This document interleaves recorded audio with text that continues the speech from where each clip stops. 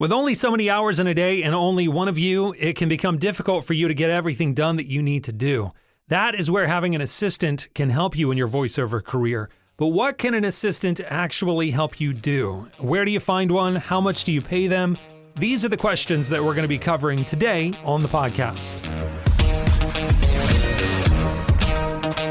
Hey, it's Jason here with episode number 25 of the Voice Acting 101 podcast. This is where I answer voiceover questions sent in by you to help you start, build, and grow your own voiceover career. Before we get started with today's question, just a quick reminder, I've got a free guide that walks you through the 5 steps of working in voiceover, from just starting out to scaling your business and making it easier to manage. So if you haven't gotten that yet, make sure that you go get it. It's at voiceacting101.com/get started. Maybe you're new to voiceover, or if you've been in voiceover for years, but you want to take it to the next level. This is the guide where I go into detail on the 5 steps of voiceover. So go grab it, voiceacting101.com/get started. All right, let's go ahead and jump into today's question, which was sent in from T. Diaz. Hi, Jason. This is T. Diaz from Boulder, Colorado, and I've been listening to your podcast since the first one. My question is about podcast episode 17. You mentioned you were talking about methods of sending audio files, including how you send them to your editor. And I'm wondering if you might expand on the process of finding an editor. That's something I've been interested in, specifically regarding possibly doing voiceover, recording audiobooks. So I'm wondering where to find one, when to use one, what to expect as far as typical charges for that service. And I'm guessing that VO Talent would most often use an editor for the longer audio, such as e-learning and audiobooks versus, say, commercials. And I'd love to hear more information on this, and wondering if you could perhaps actually name and recommend one that you use. Thanks very much.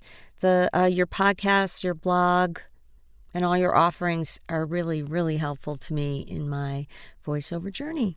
Thank you. Thanks for taking the time to send that in, T. You brought up episode number 17. In case anyone hasn't heard that episode, I'm going to leave a link to it in the resources section below. And episode 17 just talks about delivering voiceover files to clients. So look for that in the resources section below. But in that episode, I mentioned having an editor as an assistant. And basically, that started because for the longest time in my voiceover career, I was just trying to do everything in the business myself. And I remember just working nonstop to record and edit the voiceover and trying to meet deadlines and almost the dread of seeing a new project come in, which sounds silly. But at the time, I just wasn't done with the project that I was working on, and then another one would pop up, and it was just a little stressful, and it was kind of just nonstop and a lot of juggling going on to get everything done because voiceover has a lot of deadlines in it. So that's great for business to be that busy, but it can also be draining just to know that if you don't do something on your list yourself, it's not going to get done. So that part of it is a bit stressful when you're like a one-person business. So years ago, I was just happened to be telling my wife, I think it was like a busy week, and I was telling her about it, and she just said, you should hire someone to do the editing for you because that was taking up a lot of my time. And up until then, I hadn't really thought of that. I didn't know, what it would cost to hire someone or if I could trust someone to do a good enough job. I kind of had this wrong idea that it was something that only I could do. Which now looking back on it, I know that, if you hire the right editor or an assistant, they're going to end up doing a better job than you can do. And then you're going to be able to do more jobs, which is going to cover that cost. So that's kind of a fear that I had, I think, in the very beginning. But looking back on it, I can say that it works out for the best if you hire the right editor. So for me, it kind of all started with hiring an editor because at that time I was doing a lot of audiobooks. And that ended up working out so well that it kind of grew to having an assistant to help handle the other stuff besides just editing.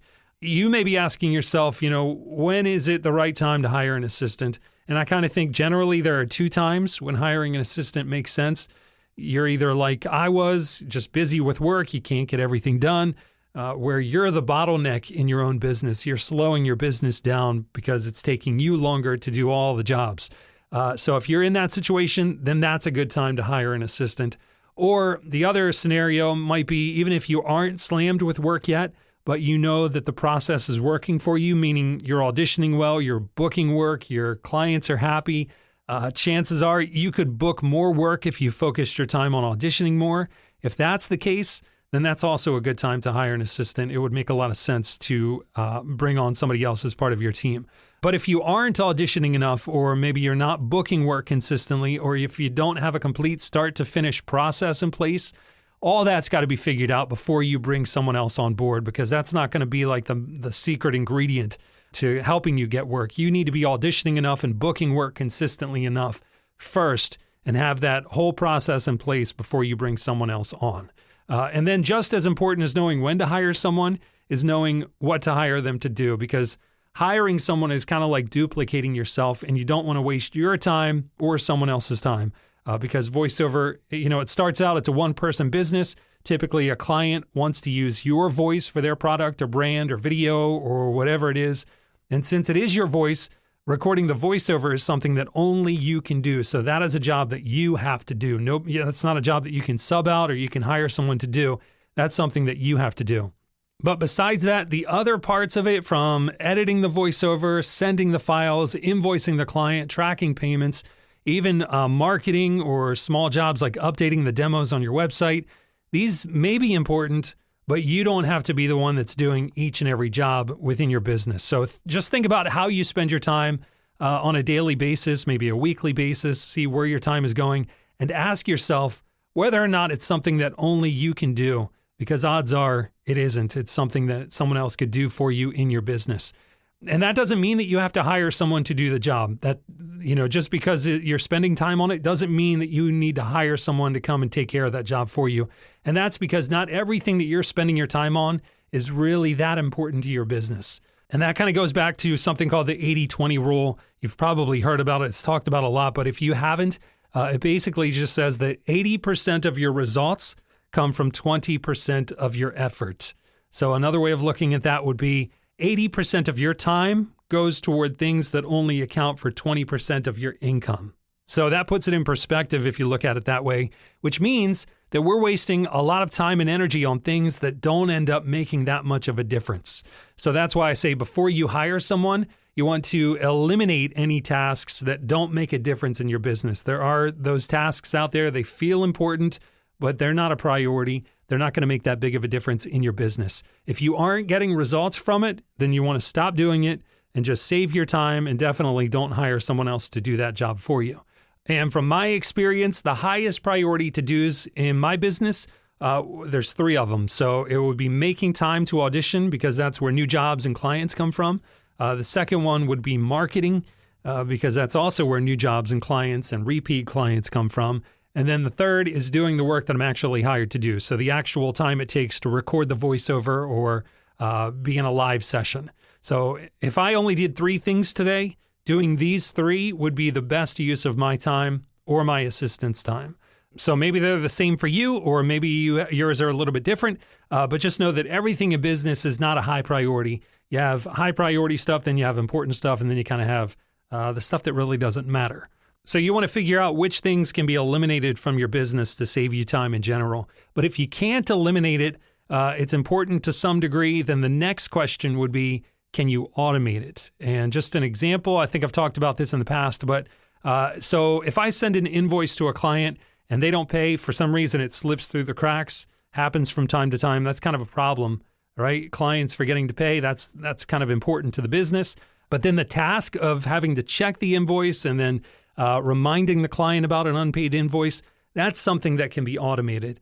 And I use Spitfire CRM so that when an invoice is past due, it's going to automatically remind that client that the invoice hasn't been paid. So I don't have to think about it. Once the job is done, the invoice is sent, I can pretty much forget about it, because if it isn't paid right away or in 30 days, then that job of following up, it's going to happen automatically. So that's just one example, but there are several things that can be automated so you don't have to do it. And then you don't have to hire someone to do it, but then the job still gets done. And then finally, if you can't eliminate it or automate it, then that's when you would look into delegating it. And this is where hiring an assistant or an editor can help. So hiring makes sense for jobs that need to be done. You can't automate it for whatever reason, but it's also not something that you specifically have to do yourself. Your number one job as a voice actor is to be in front of that microphone recording voiceover, either in the form of auditions or paid work. And all the other parts, they're kind of perfect for an assistant. So once you're ready for that, once you've figured out which jobs you could pass on to an assistant, the first place that I would look is within your network of family and friends. Just ask around, see if anyone is looking for maybe some side work. Remember that they don't need to be local to you. They could be anywhere. There was a time that my wife did editing for me. My brother's done it, old radio friends, my sister-in-law. They've all helped me in my business at some point, either as an editor or assisting. So you can definitely look in your friends and family. You can also find someone on freelancing sites like Upwork.com. That's where you're going to post the job. People are going to apply for it, and then you can hire someone. Some may have prior experience with audio or voiceover, but most aren't going to have that experience, especially if it's a friend or a family member. So you're going to need to take the time to train them, give them a step-by-step process, show them how you work, how you do it. You can do it either in person or just record some videos and send it over to them. But let them see how you do it.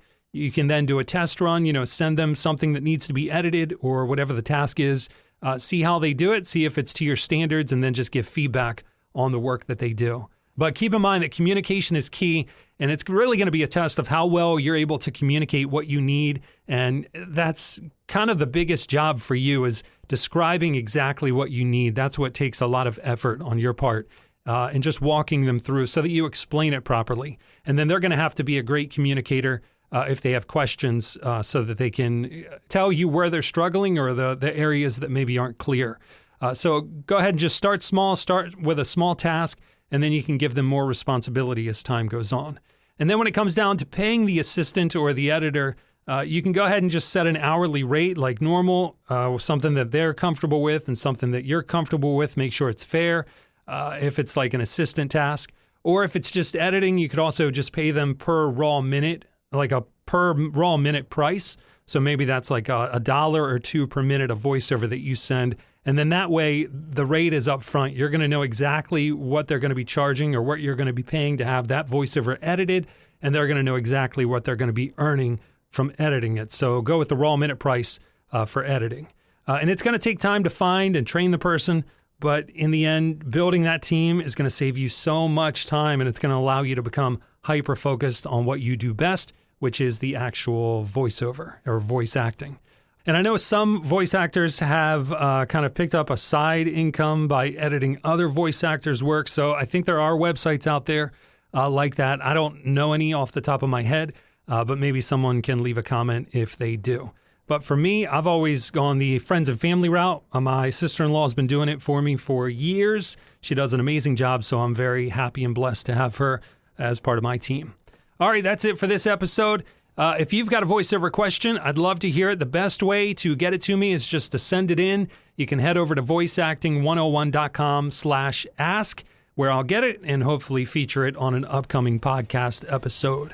That's voiceacting101.com/ask. I'll talk to you next time. Have a great week. Hey, thanks for checking out this episode of the podcast. If you want to see another video, there's one waiting for you right here, or you can subscribe to the YouTube channel down in the corner. Or if you want to learn the 5 steps to becoming a voice actor, check out this free guide. It's available to download from voiceacting101.com/get started. All right, that's it. I'll talk to you next time. See ya.